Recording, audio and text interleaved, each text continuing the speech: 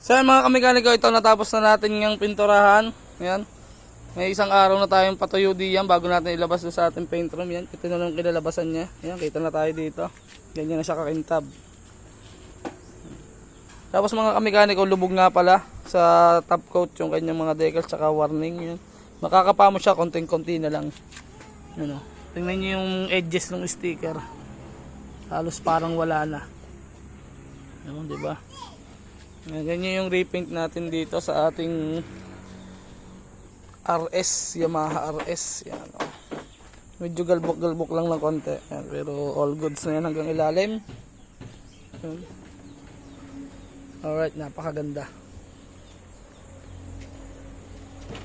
Alright, napakaganda niya.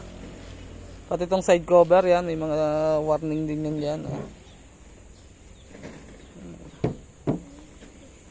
Isang araw na itong patuyo.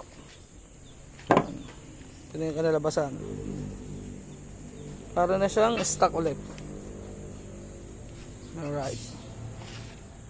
Pakaganda.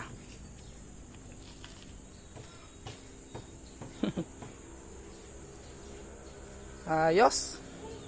So ayan, paano mga kamekaniko, kita-kita lang tayo sa susunod na vlog. At ayan, natapos na natin yung tangke. Siguro bukas maintindihan natin kung ano yung gagawin natin bukas mga kamekaniko. So ayan, hanggang dito na lang ang ating vlog. Peace out.